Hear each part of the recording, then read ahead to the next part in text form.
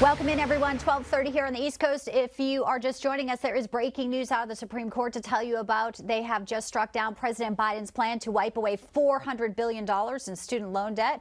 And that is just one of two major rulings today. The other was ruling that a Christian graphic artist who wants to design wedding websites can actually refuse now to work with same-sex couples. Let's welcome in our panel now to get some more discussion and analysis on these decisions. Conservative columnist Matthew Foldy and also senior editor-at-large for Newsweek, Josh Hammer. Guys, good to see you both today.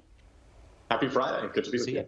Yeah, and it's, of course, we knew these rulings were coming. It's the last day of the term for the Supreme Court, so not a total shocker. I want to put up Tim Scott's response to the student loan forgiveness, which I know Biden and, had pushed right before the midterms. I think we have his reaction here. And, a lot of folks are saying that basically the justices ruled in according to the HEROES Act that he doesn't have the power to do that. Tim Scott saying the SCOTUS made the right decision. If you take out a loan, you pay it back. It's time for a president who values hard work and the people who do it. First to you, Matthew.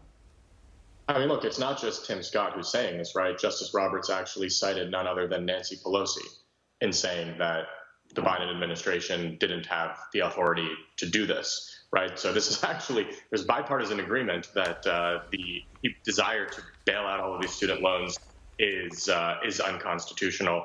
And I think one big picture point that I want to make is the unsung hero of these decisions is actually Ruth Bader Ginsburg, right? I mean, her egomaniacal refusal to leave the court when Obama was president set the stage for the Supreme Court that we now have. So conservatives who are celebrating today's decisions can actually thank RBG. It's one way of looking at it. Interesting one. They're going a little bit backwards and looking forwards as well. Josh, your reaction to these rulings, and specifically the one out of Colorado, where, we've seen sort of these cases before with regards to people not wanting to work when it comes to, something spiritually she doesn't agree with. And obviously this was a long and hard fought win for her.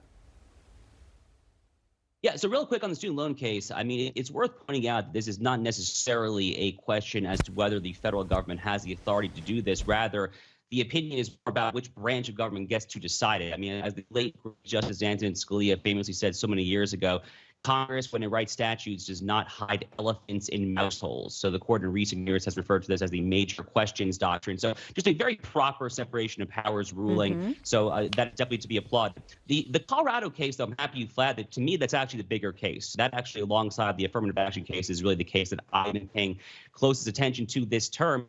And it's fantastic ruling. I mean, this is a really, really great ruling by Justice Neil Gorsuch, who was a Coloradan himself. He's writing here about his native state.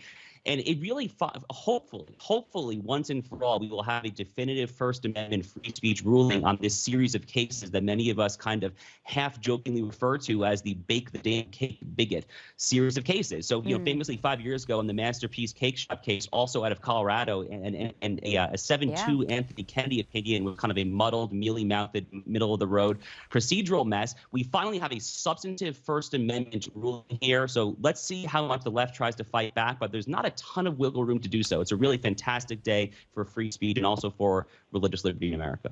Yeah, and I just want to play what President Biden said. We're waiting for his comments today. This was his reaction leaving a news conference yesterday after affirmative action, describing when asked, is this a rogue court? Is this a rogue court? This is not a normal court.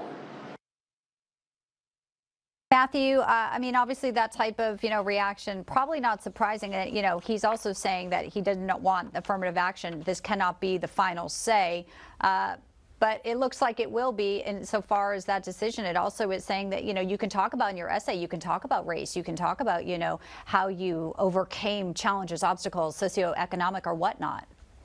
But even just look at the framing of that question where journalists are clearly trying to push an agenda with their coverage of every single one of the cases this week. I think if you look at, for example, the student loan bailout case, look, I'm a journalist. I did not, thank God, I didn't major in journalism, but you see the agenda pushing that is being done by journalists, all of whom made, for the most part, a horrendous decision to get a bachelor's degree or, God forbid, a master's degree in journalism, which I think basically automatically disqualifies you from being a biased, unbiased and objective journalist. Are we really supposed to be bailing out these people for making horrendous financial decisions? I don't think so. Yeah. And I think there's a lot of anger among people in the press. Their student loans won't get forgiven now. Right, the master's degree for sure. I want to bring this in. This is breaking news just into us right now. Developing here, a statement from President Joe Biden on the court case, saying that it is in America, no person should face discrimination simply because of who they are or who they love. This is in regards to the Colorado case. He's saying here in a statement, as I just read it, it's just into our inbox here.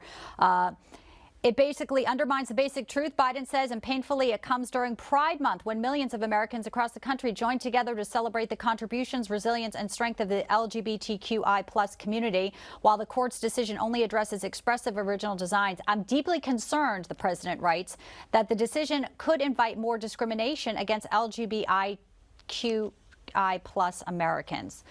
Josh, I'll let you react to that breaking news just in from President Biden here. Is this about someone who wants to exercise and have their First Amendment right violated, or is it about the LGBTQ attacks? So, look, I mean, the left, from my perspective, is just flagrantly and blatantly misreading the actual fact pattern, the record in this case, as it has a habit of doing when it comes to these cases that inevitably pit on the one hand the First Amendment and on the other hand the LGBT agenda. And the basic facts here suggest that Lori Smith, who is the actual website designer out in Colorado, she would very happily use her skills to create websites, to create wedding designs for anyone, no matter what their race, sex, national origin, sexual orientation, whatever. It doesn't matter. Rather, there are very specific actions that she cannot put her artistic use to, because to do so would be to violate her highest principles and to compel speech. She is not discriminating customers on the basis of who they choose privately they would like to date and to marry. And that's what she said. I'll take you as a business. I just don't want to write it on the cake. Listen, guys, great analysis. Good to see you. Wish we had more time, but we don't. It is a Friday and it is a busy one. Josh Hammer, Matthew Foldy, thank you both. Happy 4th of July. Thank you.